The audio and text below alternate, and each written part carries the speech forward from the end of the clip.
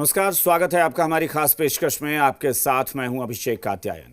बिहार में कोरोना संक्रमण की तूफानी रफ्तार के बीच हॉस्पिटल में सोमवार को भी ऑक्सीजन और वैक्सीन की समस्या देखने को मिली। स्वास्थ्य मंत्री मंगल पांडे स्थिति पर नजर रखे हुए हैं, लेकिन ज्यादा तादाद में संक्रमित हो रहे लोगों को लेकर समस्या भी लगातार बढ़ती जा रही है। संक्रमण की स्थिति को लेकर स्वास्थ्य मंत्री मंगल पांडे से खास बातचीत की जी मीडिया संवाददाता रजनीश ने। जो हमारा कोविड केयर सेंटर है, यदि प्रारंभिक कुछ लक्षण हैं वहां जाएं, वहां ऑक्सीजन की सुविधा उपलब्ध है। बड़े अस्पतालों में जब डॉक्टर रेफर करें तो तब आएं। क्या है कि सभी लोग बड़े अस्पताल में सीधा एडमिशन चाह रहे हैं, उसके कारण बड़े अस्पतालों के बेड भर जा रहे हैं और फिर कोई मरीज गंभीर हो रहा है तो कठिनाई हो रही है। इसलिए मैं लोगों से ये अपील कर रहा हूं। विगत 2 दिन पूर्व थोड़ी ऑक्सीजन की सप्लाई में दिक्कत आई थी, हालांकि अब उस समस्या का समाधान कर लिया गया है। ऑक्सीजन की आपूर्ति को बढ़ाया गया है।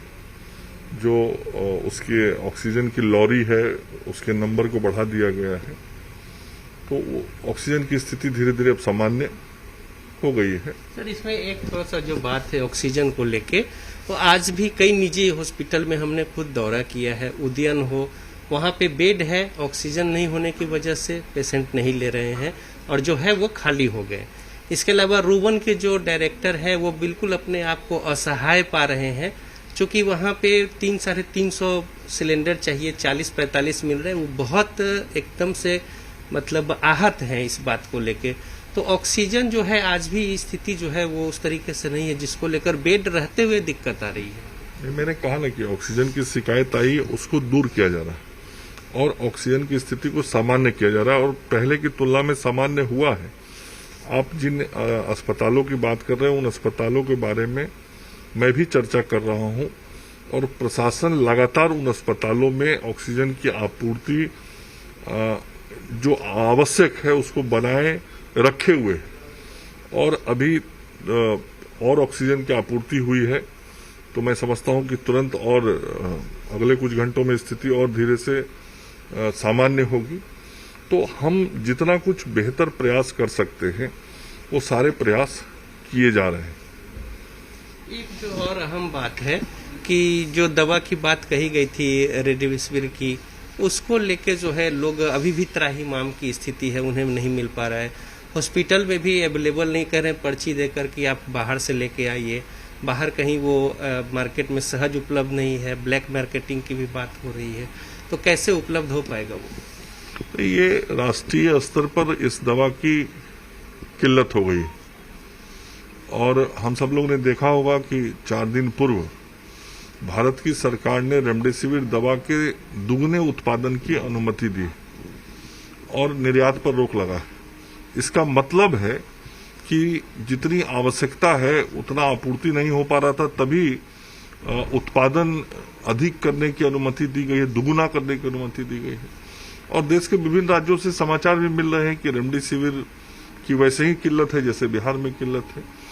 और हम सब लोगों ने सरकारी स्तर पे कल ही 50,000 नए रेमडेसिविर की खरीद का आदेश दिया है और कंपनी से भी आग्रह किया है और भारत सरकार के जो रसायन उर्वरक मंत्रालय है जिसके अधीन दवा उत्पादक कंपनियां काम करती हैं, उस विभाग के माननीय मंत्री से भी मैंने बिहार के लिए आग्रह किया है। तो जिस स्तर पे प्रयास करने हैं वो प्रयास किए जा रहे हैं। क्रय का आदेश भी दिया हुआ है, पैसे का भुगतान भी होगा, उस सब कोई दिक्कत नहीं। लेकिन यदि उत्पादन ही कम है और पूरा देश ही संकट में है तो स्वाभाविक है कि हम भी उस संकट को झेल रहे हैं और लगातार प्रयास कर रहे हैं कि इसको शीघ्र दूर करें। मुझे लगता है अगले 1-2 दिनों में उसकी आपूर्ति थोड़ी सामान्य जरूर हो जाएगी। दवा की? हाँ, रेमडेसिविर की। अच्छा, और जो स्थितियां बनी हुई है तो आपको अंदरूनी चिकित्सकों ने भी कुछ प्रोजेक्शन बताए होंगे, स्वास्थ्य विभाग समीक्षा भी कर रही है आंकड़े डाटे को लेके, तो इसको लेके आगे किस तरीके से तैयारी है और लोगों को क्या कहेंगे? नहीं, देखिए, इस बीमारी का कोई प्रोजेक्शन या अंदरूनी आंकड़ा डाटा कुछ नहीं, जो है सब दुनिया के सामने है। और पूरा दुनिया देख रहा है कि किस तरीके से कोरोना का दूसरा फेज जब दुनिया के विभिन्न देशों में आया है या अपने ही देश में आया है तो क्या दृश्य बना हुआ है और कितना दृश्य खराब हो जाएगा इस बारे में कोई प्रेडिक्शन करना उचित नहीं होगा। हम ही लोग कहाँ सोचे थे 15 दिन पहले कि बिहार में अचानक से ऐसी स्थिति हो जाएगी। तो 15 दिन कौन कहे, 10 दिन में ऐसी अचानक स्थिति हो गई। इसलिए कल क्या होगा बिल्कुल से इसको प्रेडिक्ट करना कि कम हो जाएगा कि ज्यादा हो जाएगा ये कहना शायद उचित नहीं है। जो भी परिस्थिति आज हमारे सामने है उन परिस्थितियों से लड़ने के लिए हम सब काम कर रहे हैं। पूरा महकमा, पूरा विभाग, सरकारी स्तर पे, गैर सरकारी स्तर पे सब लोग लग के लड़ भिड़ के जो हमारे मरीज हैं कोरोना के उनके जान को बचाने की कोशिश का हर संभव प्रयास हम लोग कर रहे हैं। जो सोशल डिस्टेंसिंग है, मास्क लगाना, सैनिटाइजर, साबुन से हाथ धोना, इसका पालन बेहद जरूरी है क्योंकि इस बार का जो वायरस है और जिस तरीके का म्यूटेशन है उसका वो खतरनाक है। लिहाजा जो एहतियात है वो बचाव है और इसका पालन जरूर करें। कैमरामैन निशांत के साथ रजनीश, जी मीडिया, पटना। राज्य सरकार भले ही लाख दावे करे लेकिन राजधानी पटना में ऑक्सीजन की किल्लत जारी है। राजधानी पटना के अस्पतालों में ऑक्सीजन की भारी कमी है। निजी अस्पतालों ने मरीजों को भर्ती करना तक बंद कर दिया है।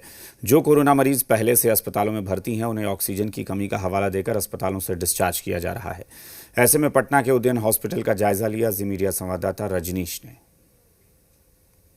कोरोना संक्रमण को लेकर विकट परिस्थिति है और कई जगहों पे जो ऑक्सीजन मिलना चाहिए था वो नहीं मिल पा रहा है।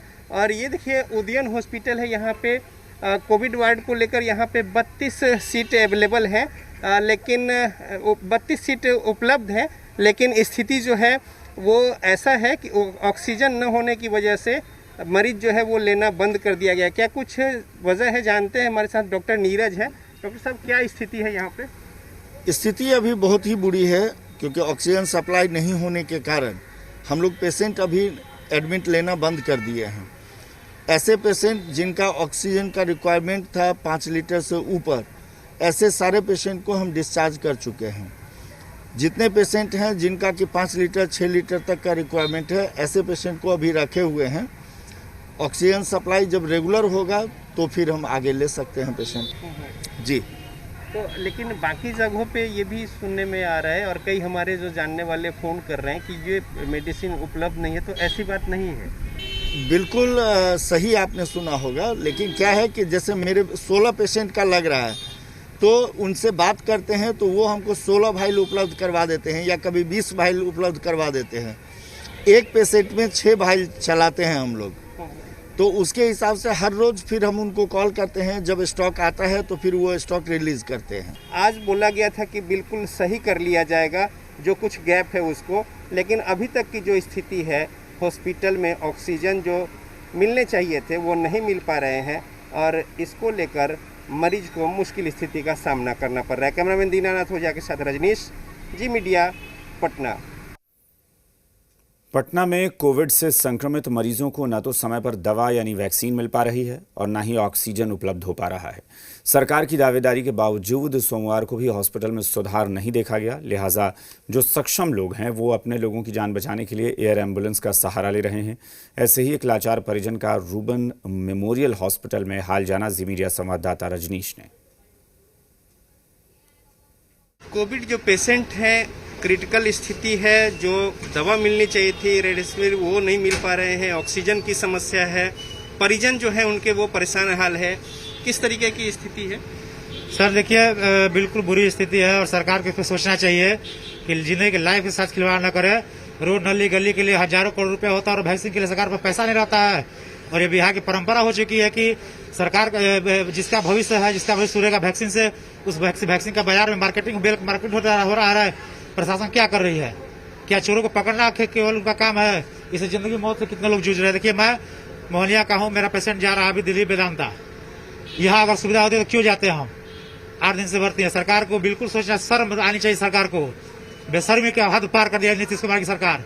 आदमी का दिल रोता है, किसी का बच्चा मरता है। इसमें मरने वालों की संख्या केवल 40 बरस का, 30 बरस का, 35 बरस का। मेरा पेशेंट की उम्र 25-26 बरस है। और वो दवा नहीं, इंजेक्शन नहीं मिला? नहीं मिल रहा है इंजेक्शन। हम लोग मजबूरी में जा रहे हैं। एयर एम्बुलेंस आया है, यहाँ से लेकर वो जा रहे हैं वेदांता। ऐसे थोड़ी होता है। सरकार को आदमी से मतलब मानवता रहना चाहिए, आदमी की जिंदगी से खिलवाड़ नहीं करना चाहिए।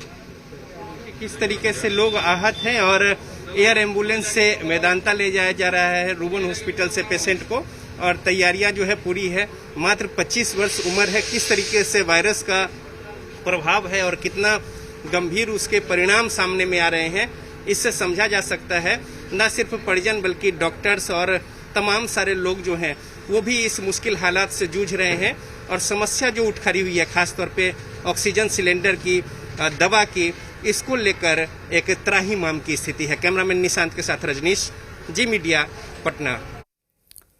राजधानी पटना के रूबन मेमोरियल हॉस्पिटल में ऑक्सीजन की किल्लत है और वैक्सीन भी उपलब्ध नहीं है।